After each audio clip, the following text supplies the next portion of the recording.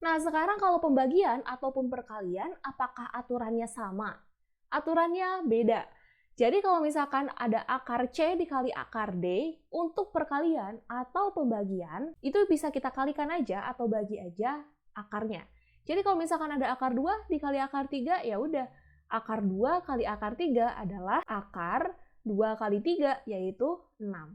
Kalau ada 2 akar 2 dikali 2 akar 5, nah kita kalikan dulu angka depannya. 3 kali 2 adalah 6, dikali akar 2 kali 5 adalah 10.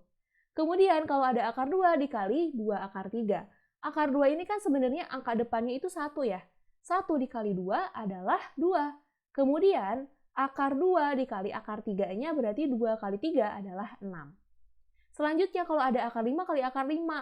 Wah, kembar nih angkanya.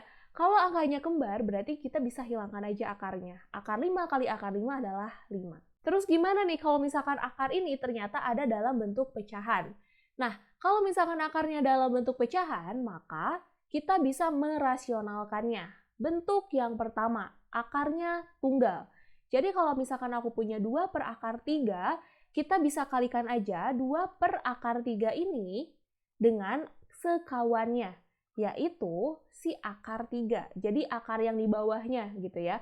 Jadi aku bisa kalikan dengan akar 3 per akar 3. Di mana 2 kali akar 3 berarti 2 akar 3.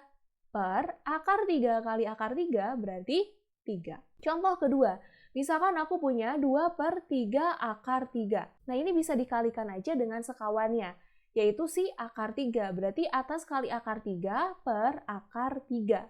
Maka hasilnya 2 kali akar 3 adalah 2 akar 3. Kemudian 3 akar 3 dikali akar 3 berarti sama kayak 3 kali 3, yaitu 9. Kalau akar 2 dibagi akar 3, ingat dikalikannya dengan sekawan yang bawah. Berarti sekawan yang bawah itu ya si akar 3. Berarti kita kalikannya dengan akar 3 per akar 3, jangan akar 2 per akar 2. Maka hasilnya akar 2 dikali akar 3 adalah akar 6. Per akar 3 kali akar 3 adalah 3. Terus kalau misalkan ternyata di bagian bawahnya ada operasi penjumlahan atau pengurangan dengan suatu akar, itu gimana? Nah, dikalikan dengan sekawannya. Maksudnya kali sekawan itu kalau misalkan tadinya positif, itu kita jadikan negatif. Kalau negatif, jadikan positif. Contoh ya, aku punya 2 per 1 tambah akar 2. Nah, berarti si 2 per 1 tambah akar 2 ini kita kalikan dengan sekawannya.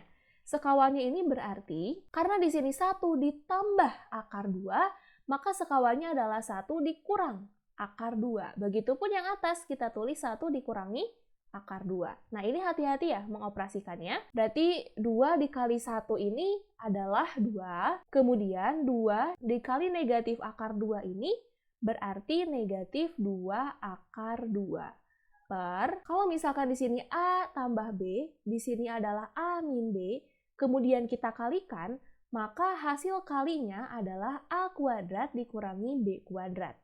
Berarti A kuadrat itu 1. Kuadrat adalah 1 dikurangi B kuadrat, berarti akar 2 kuadrat. Akar 2 kuadrat itu berarti akar 2 dikali akar 2, yaitu 2. Nah, 1 dikurangi 2 ini hasilnya adalah negatif 1.